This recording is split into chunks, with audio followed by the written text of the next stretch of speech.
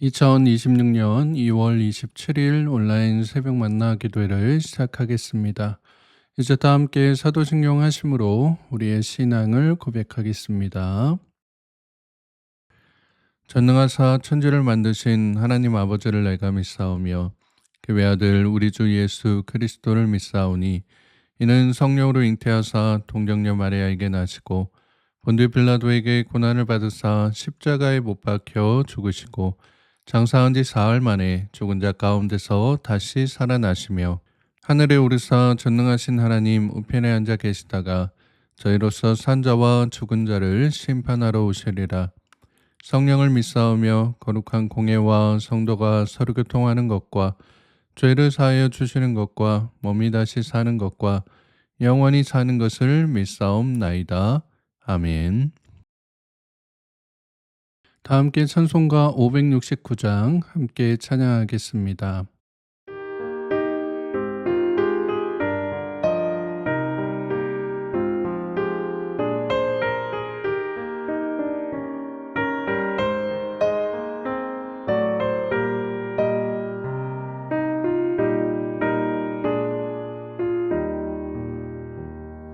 선한 목자 되신 우리 주 항상 인도하시고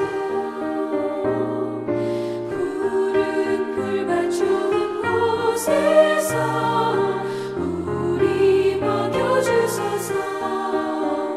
선한 목자 곳에 주여 항상 인도하소서. 선한 목자 곳에 주여 항상 인도하소서.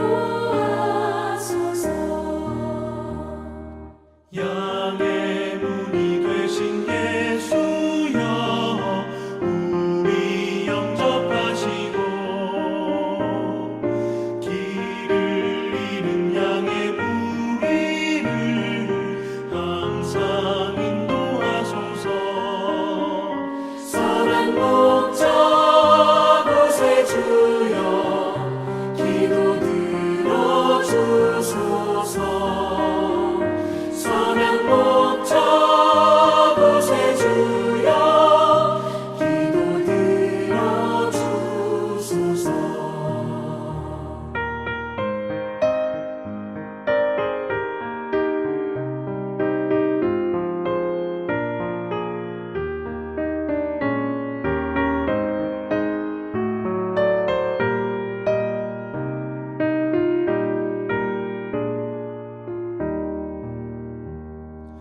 흠이 많고 약한 우리를 용납하여 주시고 주의 넓고 크신 은혜로 자유 얻게 하셨네.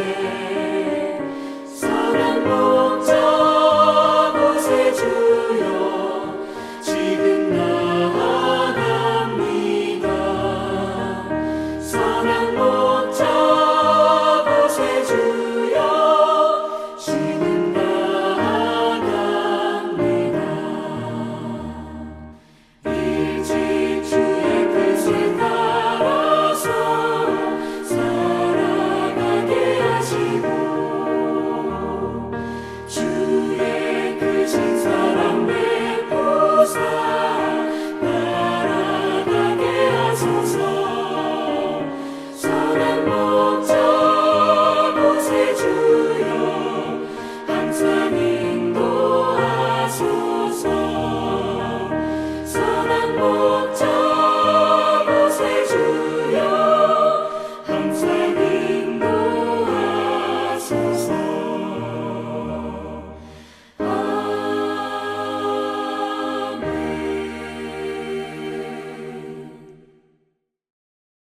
오늘 우리가 함께 나눌 하나님의 말씀은 신약성경 마태복음 18장 10절에서 20절까지의 말씀입니다.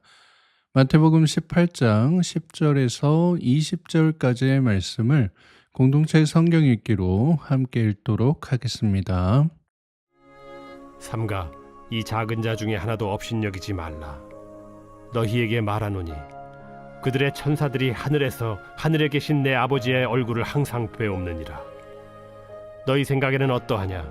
만일 어떤 사람이 양 100마리가 있는데 그 중에 하나가 길을 잃었으면 그 99마리를 산에 두고 가서 길 잃은 양을 찾지 않겠느냐? 진실로 너희에게 이르노니 만일 찾으면 길을 잃지 아니한 99마리보다 이것을 더 기뻐하리라.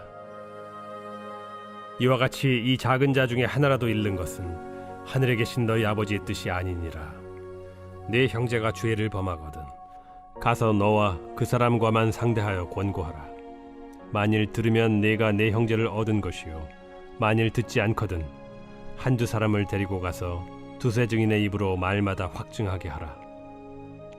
만일 그들의 말도 듣지 않거든 교회의 말하고 교회의 말도 듣지 않거든 이방인과 세리와 같이 여기라.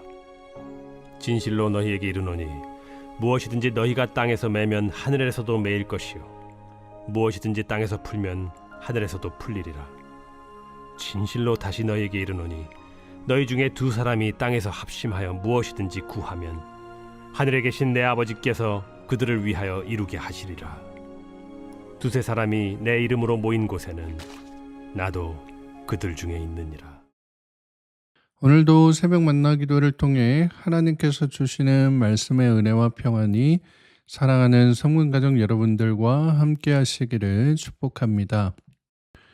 오늘 우리가 함께 읽은 본문은 지극히 작은 자 하나도 결코 포기하지 않는 하나님의 크신 사랑하심과 또 교회에 주신 메고프는 권세에 대한 내용이 나타나 있습니다. 오늘 본문 10절 말씀해 보시면 삼가 이 작은 자 중에 하나도 업신여기지 말라. 너희에게 말하노니 그들의 천사들이 하늘에서 하늘에 계신 내 아버지의 얼굴을 항상 배옵느니라 라고 말씀합니다.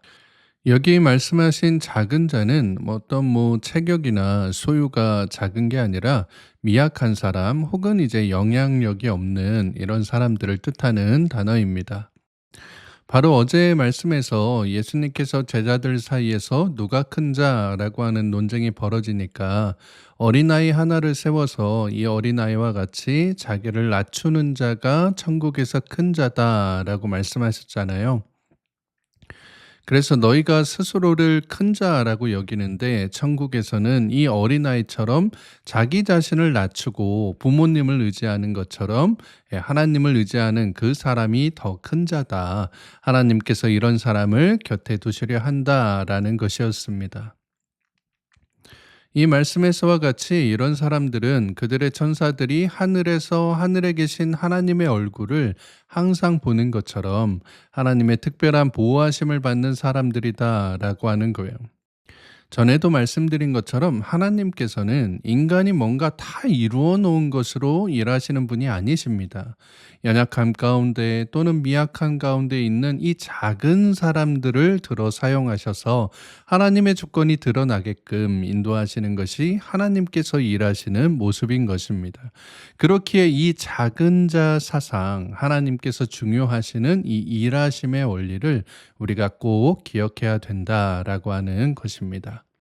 그래서 예수님께서는 14절 말씀에서 길 잃은 양 한 마리를 찾는 것이 하나님의 뜻임을 말씀해 주고 계십니다. 14절 말씀에 이와 같이 이 작은 자 중에 하나라도 잃는 것은 하늘에 계신 너희 아버지의 뜻이 아니니라 라고 말씀합니다. 바로 이러한 하나님의 뜻이 있기에 15절 말씀에서와 같이 이 양들을 길을 잃게 하는 사람들, 이 공동체 가운데 죄를 짓는 사람들, 이 사람들을 어떻게 우리가 다스리고 또 권징해야 되는지 그 방법에 대해서 말씀해 주고 계십니다. 15절 말씀에 보시면 내 형제가 죄를 범하거든 가서 너와 그 사람과만 상대하여 권고하라. 만일 들으면 내가 내 형제를 얻은 것이요 라고 말씀합니다. 여기 나온 이제 내 형제가 죄를 범했다라고 할 때에 내 형제가 다음에 너에게라고 하는 단어가 생략이 되어 있거든요. 그래서 세번역 성경에 보시면 내 형제가 너에게 죄를 범하거든 이라고 번역이 되어 있습니다. 즉 이 말씀은 어떤 개인에 한정된 그러한 죄가 아니라 개인과 개인 혹은 공동체 안에서 이 사람의 죄로 인해서 연합과 사랑이 깨어지고 작은 자인 이 교회 구성원들이 실족하게 만드는 그러한 이제 죄를 의미하는 것입니다. 공동체의 덕을 세우지 못하는 어떤 명백한 범죄나 성도들을 미혹하는 일이나 교회의 화평을 깨뜨리고 이간질하면서 교회 공동체를 분열시키는 행위를 뜻하는 것입니다. 자, 이러한 상황에서 첫 번째로 이러한 죄를 범한 형제에게 행할 조치가 무엇이냐? 그 사람만을 불러서 조용히 권고하는 것이다라고 말씀하고 계신 거예요. 그래서 이 첫 번째 단계에서 그 죄를 범한 형제가 돌아오면 다시 공동체는 그 형제를 받아들여라 라고 하고 있는 것입니다. 그런데 이렇게 해도 안 되면 두 번째로 16절의 방법으로 권쟁해라 라고 말씀하고 있습니다. 16절 말씀해 보시면 만일 듣지 않거든 한두 사람을 데리고 가서 두세 증인의 입으로 말마다 확증하게 하라 라고 말씀합니다. 이렇게 하는 이유는 1대1로 조용히 권면을 해도 듣지 않는 경우에 그 죄를 지은 사람들이 다른 성도들 또 자기와 친한 사람들 이 사람들한테로 달려가서 자신의 죄는 감추고 자기의 억울함만을 주장하면서 사람들을 이간질시키기 때문이다 라고 하는 거예요. 그래서 이 사람의 말을 듣고 증인이 되어줄 한두 사람을 데리고 가서 그가 말하는 것마다 확인을 받아라. 네, 확증하게 해라. 라고 말씀하고 계신 것입니다. 자, 그런데 이렇게까지 했는데도 말을 듣지 않는다면 이제 최후의 방법으로 17절 말씀과 같이 하라라고 권면하고 있습니다. 17절 말씀에 만일 그들의 말도 듣지 않거든 교회의 말하고 교회의 말도 듣지 않거든 이방인과 세리와 같이 여기라 라고 말씀합니다. 여기에 나온 이제 그들이라고 하는 것은 앞에서 말한 두세 사람을 의미하죠. 이러한 사람들의 말도 듣지 않으면 이제는 교회에 말하라 라고 얘기하고 있습니다.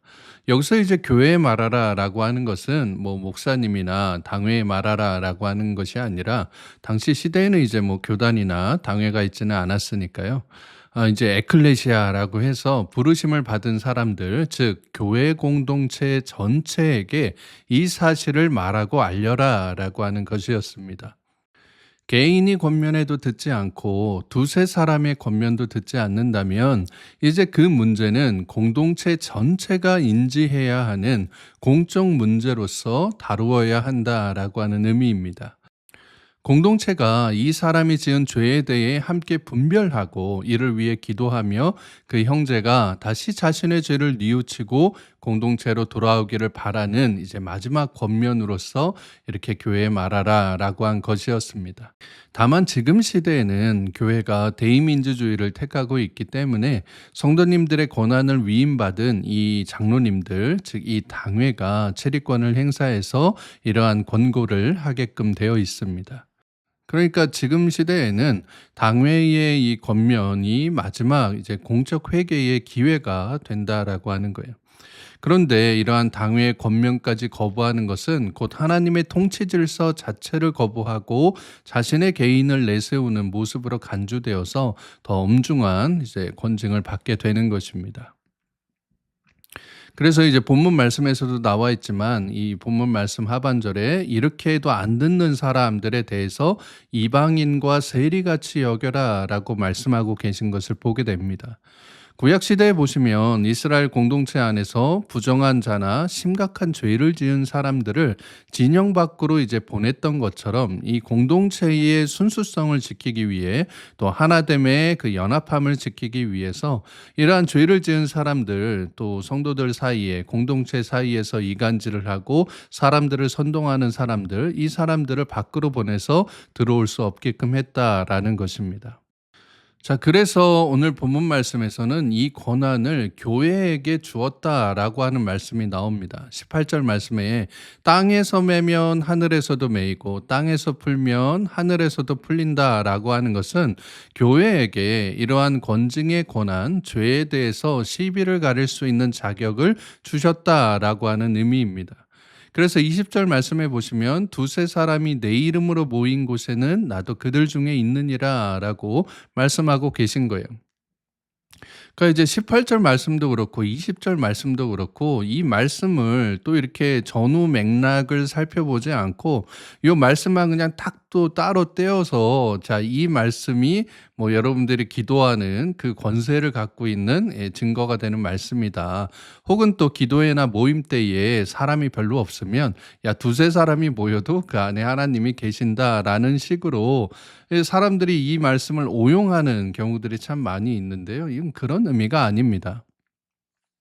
여기 20절 말씀에 나오는 이 두세 사람이 내 이름으로 모인 곳이라고 하는 건 역시 16절 말씀에 나오는 이 두세 증인이라는 개념과 연결되어서 죄를 지은 형제를 권징할 때 이 사람에게 이제 죄를 물을 때 그 형제가 말하는 자리에 즉 두세 증인이 있어서 확증하게 할 때에 그 자리에 하나님도 함께 계신다라고 하는 것입니다. 즉 교회가 정당한 절차를 거쳐서 공동체의 거룩함을 지키기 위해 내린 이 치리적 결정에 주님께서 친히 함께 하시고 보증이 되어 주신다라고 하는 의미인 것입니다. 예수님께서는 공동체를 어지럽히는 자들로 인해 가슴 아파하시고 공동체를 지키기 위해 함께 모여 기도하는 그 기도를 외면치 않으시고 그렇게 고군분투하는 두세 사람 곁에 지금도 함께하고 계신다라고 하는 것입니다. 오늘 생명의 삶 묵상 엑세이에 있는 용서의 기술이라고 하는 챕터에 보시면 이런 내용이 나옵니다. 대다수 신자는 상대방이 회개하든 회개하지 않든 그를 용서할 의무가 있다라고 믿지만 이것은 주님의 가르침이 아닙니다. 진정한 회개를 하지 않는 한 문제가 해결된 것이 아닙니다. 그러나 상대방이 회개하고 용서를 빌면 그를 용서하는 것이 옳습니다. 나머지는 하나님께 맡기는 것이 좋습니다. 그렇다면 상대방이 회개했는지 어떻게 알 수 있습니까? 이는 그가 회개에 합당한 배상을 했는지 등으로 검증할 수 있습니다. 사랑하는 여러분, 예수님께서는 오늘 잃은 양 한 마리를 찾으시는 사랑이 자신의 뜻을 넘어 하나님의 뜻임을 말씀해 주고 계십니다. 또한 교회 공동체를 어지럽히는 사람으로 인해 교회가 시험에 들고 힘들게 되어도 그 사람을 위해서 또 교회 공동체를 위해서 눈물로 기도하는 두세 사람이 모인 그곳에 주님께서 함께 하시고 이들에게 배고프는 권세를 주신다라고도 말씀하고 계십니다. 때로 우리 삶과 교회에는 이해할 수 없는 악한 상황들과 또 공동체를 흔드는 풍랑이 찾아올 때가 있습니다. 내가 지극히 작은 자가 되어 무력함을 느낄 때도 있고 교회 안에 죄를 짓고도 당당한 사람들로 인해 가슴을 치며 눈물 흘릴 때도 있습니다. 하지만 우리가 꼭 기억해야 할 것은 지금도 하나님께서는 졸지도 주무시지도 않으면서 하나님의 교회와 가정, 자신의 양떼를 지키신다라고 하는 사실입니다. 잃어버린 양 한 마리를 찾으시는 하나님의 그 진한 사랑은 동시에 작은 누룩이 온 덩어리를 오염시키지 않도록 양떼 전체를 지키시는 단호한 공의로 나타나게 됩니다. 우리가 다 이해할 수 없는 순간에도 하나님께서는 교회의 질서와 공의로운 결정을 통해서 결국 모든 것이 합력하여 선이 되게끔 인도하시는 것을 보게 됩니다. 이를 위해 우리 모두가 눈물로 기도할 때 그 자리에 하나님께서 함께하고 계십니다. 그러니 너무 낙심하지 마시고 너무 걱정하지 마시고 우리 교회와 또 여러분의 가정을 지켜주고 계신 주님을 의지함으로 오늘도 주님의 품 안에서 참된 평안과 또 회복을 누리실 수 있는 사랑하는 모든 성문의 가족들 되시기를 주님의 이름으로 축복합니다. 함께 기도하겠습니다. 사랑과 은혜가 풍성하신 하나님 아버지, 오늘도 새로운 날 주심에 감사드립니다. 오늘 이 새벽에 우리에게 말씀을 통해 작은 자 하나도 귀하게 보시는 하나님의 세밀한 사랑과 또 공동체를 지키기 위한 자리에 하나님께서 함께 하심을 깨닫게 하시니 감사드립니다. 주님, 우리 교회와 또 우리 가정을 붙들어 주시사 우리를 어지럽히고 사람들 사이를 이간질하는 악한 누룩이 침투하지 못하도록 지켜 주시옵소서. 무엇보다 우리에게 영적 분별력과 한없는 사랑을 함께 주셔서 죄에 대해서는 단호하되 영혼에 대해서는 끝까지 눈물로 기도할 수 있는 우리 모두가 되게 하여 주시옵소서. 거룩하신 우리 구주 예수 그리스도의 이름으로 기도드리옵나이다. 아멘. 주기도문으로 기도를 마치겠습니다. 하늘에 계신 우리 아버지여, 이름이 거룩히 여김을 받으시오며 나라의 임하옵시며 뜻이 하늘에서 이룬 것 같이 땅에서도 이루어지이다. 오늘날 우리에게 일용할 양식을 주옵시고 우리가 우리에게 죄 지은 자를 사하여 준 것 같이 우리 죄를 사하여 주옵시고 우리를 시험에 들게 하지 마옵시고 다만 악에서 구하옵소서. 대개 나라와 권세와 영광이 아버지께 영원히 있사옵나이다. 아멘. 이제 함께 기도하는 시간을 갖도록 하겠습니다. 오늘은 여러분의 기도 제목을 자유롭게 기도하는 시간인데요. 하나님 앞에 아뢰야 될 모든 기도들, 또 여러분 마음을 힘들게 하는 모든 문제들 우리 주님 앞에 다 내어놓고 귀하게 응답받는 은혜를 누리실 수 있도록 이 시간 간절히 함께 기도하도록 하겠습니다. 오늘 하루 여러분의 모든 삶의 지경 가운데 하나님의 평강이 함께 하시길 빕니다. 함께 기도하겠습니다.